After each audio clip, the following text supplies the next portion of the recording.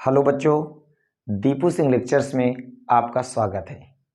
आइए आज की क्लास में हम पढ़ेंगे मूल आवेश किसे कहते हैं, आवेशों का क्वांटीकरण क्या है और सबसे इम्पोर्टेंट नियम कूलॉम्स का नियम।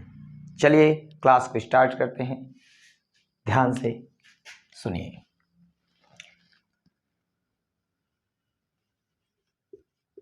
मूल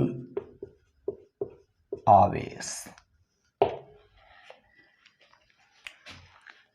किसी भी कण पर या किसी भी अणु पर या किसी भी परमाणु पर जितना सूक्ष्म से सूक्ष्म चार्ज हो सकता है वही उसका मूल आवेश कहलाता है। जैसे मैं एक एग्जाम्पल के तौर पे समझाता हूं आपको। कह दूं कि मेरे पास एक ये कण है, इसमें कम से कम एक एग्जाम्पल ले रहा हूं, कम से कम 3 कूलाम चार्ज है। इससे कम नहीं हो सकता, इससे ज्यादा हो सकता है। तो किसी भी कण पर सबसे सूक्ष्म से सूक्ष्म कण, सबसे सूक्ष्म से सूक्ष्म आवेश ही मूल आवेश कहलाता है। तो यहां पर ये जो 3 कूलाम आवेश है ये आपका क्या है, मूल आवेश। अब जैसे एक इलेक्ट्रॉन है, इलेक्ट्रॉन पर 1.6 × 10⁻⁻19 कूलाम आवेश होता है। ये सबसे सूक्ष्मतम आवेश लिया गया है।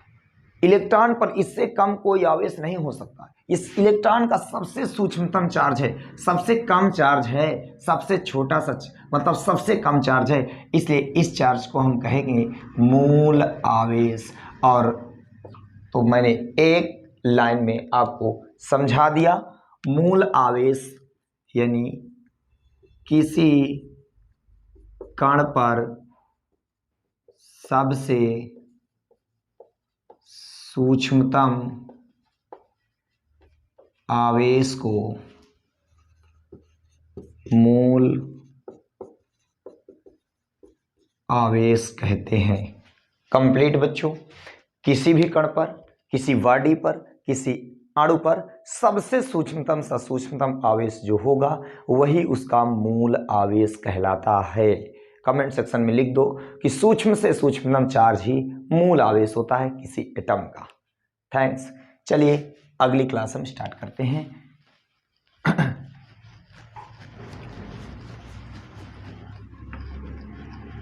अब पढ़ेंगे आवेशों का क्वांटीकरण।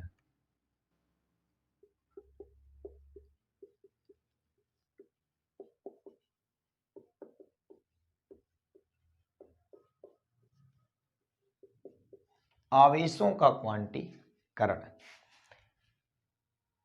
आपको पता है इलेक्ट्रॉन को ई से प्रदर्शित करते हैं। इसका मान 1.6 × 10⁻⁻19 कूलाम होता है। ये आवेश पर चार्ज होता है और इस चार्ज को हम कहते हैं मूल आवेश, फंडामेंटल चार्ज। क्लियर? अब देखिए, किसी भी चार्ज को, किसी भी आवेश को हम पूर्ण के रूप में लिख सकते हैं। जैसे हम कहें कि सबसे सूक्ष्मतम आवेश इतना है। जैसे मैं कहूं कि मेरे पास एक ये पिंड है, इस पिंड पर 1 कूलाम आवेश हो सकता है, किसी पिंड पर 2 कूलाम आवेश हो सकते हैं, 1 कूलाम आवेश हो सकता है, 2 कूलाम आवेश हो सकते हैं, 3 कूलाम आवेश हो सकते हैं। तो पॉजिटिव आवेश भी हो सकता है, निगेटिव भी, पॉजिटिव निगेटिव दोनों हो सकते हैं, पॉजिटिव निगेटिव दोनों भी हो सकते हैं। +4 कूलाम हो सकता है, +5 कूलाम हो सकता है, डैश डैश यानी ई इलेक्ट्रॉन यानी ई आवेश हो सकते हैं। तो मेरा कहने का मतलब ये है कि किसी पिंड पर 1 इलेक्ट्रॉन हो सकता है, 2 इलेक्ट्रॉन हो सकते हैं, 3 इलेक्ट्रॉन हो सकते हैं, 4 इलेक्ट्रॉन हो सकते हैं, 5 इलेक्ट्रॉन हो सकते हैं, 6 7 8 9 10 11 यानी अनंत यानी इलेक्ट्रॉन हो सकते हैं। लेकिन किसी भी कण में आधा इलेक्ट्रॉन, तिहावा इलेक्ट्रॉन, चौथाई इलेक्ट्रॉन नहीं हो सकता, क्योंकि एक इलेक्ट्रॉन का चार्ज जितना है ये सबसे सूक्ष्मतम चार्ज है। अगर हम इसको काट देंगे, बांट देंगे, विभाजित कर देंगे तो उस पर कोई चार्ज नहीं बचेगा, और जब चार्ज नहीं बचेगा तो उस कण का कोई अस्तित्व ही नहीं रहेगा। तो हम सीधे से एक लाइन में कहते हैं कि किसी भी कण पर एक इलेक्ट्रॉन, दो इलेक्ट्रॉन, तीन इलेक्ट्रॉन, चार इलेक्ट्रॉन, पांच इलेक्ट्रॉन, मतलब positive negative E, plus minus 2e, plus minus 3e, plus minus 4e, plus minus 5e, dash dash plus minus यानी ई आवेश हो सकते हैं, लेकिन उनको हम कभी भिन्न के रूप में नहीं लिख सकते, यानी कभी बांट नहीं सकते। जैसे Q बराबर इतना हो सकता है, लेकिन Q बराबर plus minus 2e/3, plus minus 3e/3 बटे 4, प्लस माइनस 4e/5 ये नहीं हो सकते, नॉट इक्वल टू। यानी एक लाइन में समझ लो कि किसी भी कण पर plus minus E, plus minus 2e, plus minus 3e, plus minus 4e, plus minus 5e, dash dash dash plus minus यानी ई आवेश हो सकते हैं, बल्कि हम उन आवेशों को भिन्न के रूप में नहीं लिख सकते, यानी आवेशों को तोड़ नहीं सकते। यही क्रिया, यही काम, यही चीजें आवेशों का क्वांटीकरण कहलाती हैं।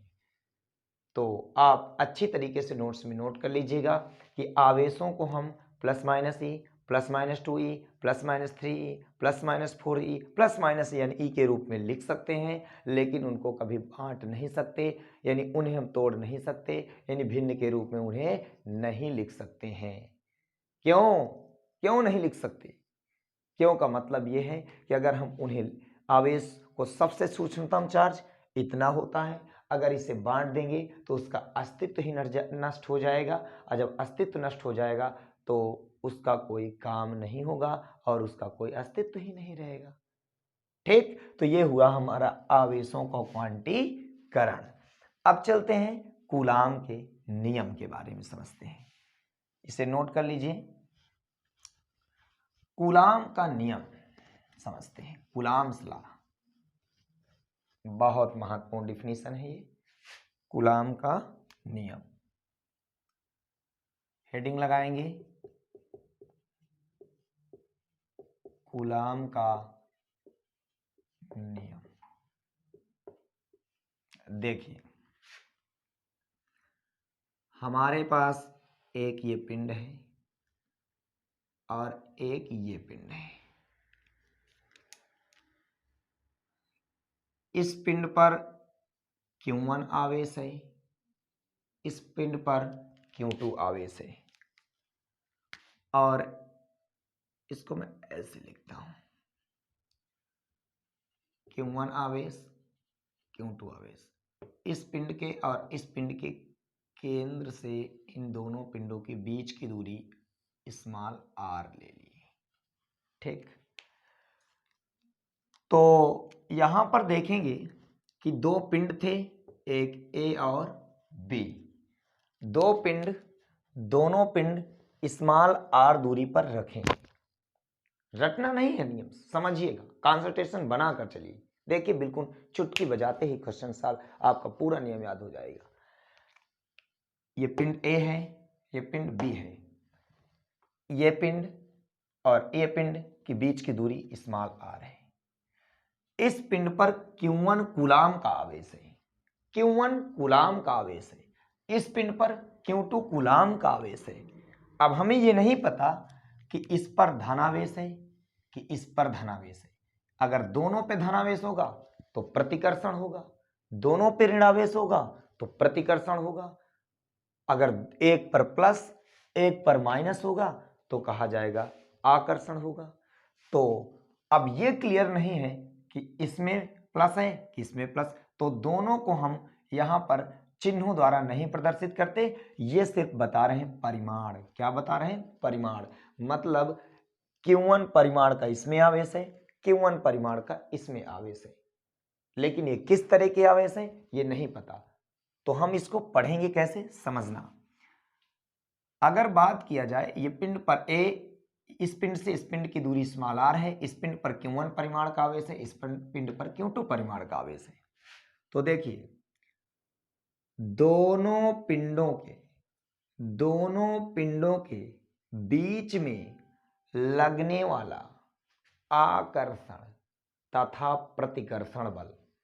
आकर्षण क्यों कहे, क्या पता ये दोनों अलग अलग प्रकार के चार्ज हों तो आकर्षण भी हो सकता है, और क्या पता ये दोनों सेम प्रकार के चार्ज हों तो प्रतिकर्षण भी होगा। तो हमें चार्ज नहीं पता ना, इसलिए हम लिख रहे हैं कि दो पिंडों के बीच लगने वाला आकर्षण तथा प्रतिकर्षण बल, ये उन दोनों पिंडों में उपस्थित आवेशों के परिमाण है ये, उपस्थित आवेशों के परिमाणों के गुणनफल के अनुक्रमानुपाती होता है। फिर से सुनिए, दोनों पिंडों के बीच में लगने वाला आकर्षण तथा प्रतिकर्षण बल। अब आकर्षण भी लग सकता है बल, प्रतिकर्षण भी लग सकता है। तो दोनों पिंडों के बीच लगने वाला आकर्षण तथा प्रतिकर्षण बल दोनों पिंडों पर उपस्थित आवेशों के परिमाणों के गुणनफल के अनुक्रमानुपाती तथा उनके बीच की दूरी के वर्ग के व्युत्क्रमानुपाती होता है। तो इसे हम equation number first, equation number second, equation number first व सेकंड से, तो F proportional to Q1 into Q2 upon R square. तो ये जब प्रोपोर्शनल टू का चिन्ह हटेगा तो कांस्टेंट आएगा 1/4 pi epsilon not into Q1 into Q2 upon R square, और इसकी वैल्यू होती है हमारे पास 1/4 पाई एप्सिलॉन नॉट का मान होता है 9 गुणे 10 की पावर 9। तो हम लिख सकते हैं F इज इक्वल टू 9 गुणे 10 की power 9 into Q1 into Q2 upon R square. ये आया हमारा कूलाम का नियम। तो मेरे प्यारे बच्चों एक बार इसको फिर से समझ लो। जब दोनों पिंड वायु अथवा निर्वात में रखे हैं, तब उन दोनों पिंडों के बीच लगने वाला आकर्षण तथा प्रतिकर्षण बल उन दोनों पिंडों पर उपस्थित आवेशों के परिमाणों के गुणनफल के अनुक्रमानुपाती तथा उनके बीच की दूरी के वर्ग के व्युत्क्रमानुपाती होता है। तो समीकरण 1 इसको डाला गया, समीकरण 2, समीकरण 1 व 2 से F proportional to Q1 into Q2 upon R square, F ये प्रोपोर्शनल टू का चिन्ह हटा तो एक कांस्टेंट आ गया, और कांस्टेंट की वैल्यू होती 9 गुणे 10 की पावर 9, 9 गुणे 10 की power 9 Q1 into Q2 upon R square. अगर हम यहीं पर बात करें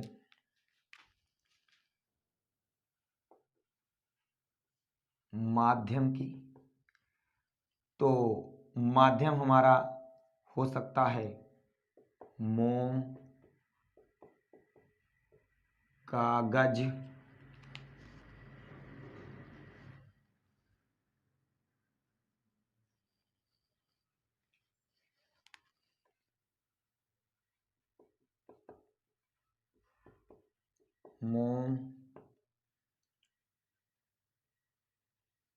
अभ्रक।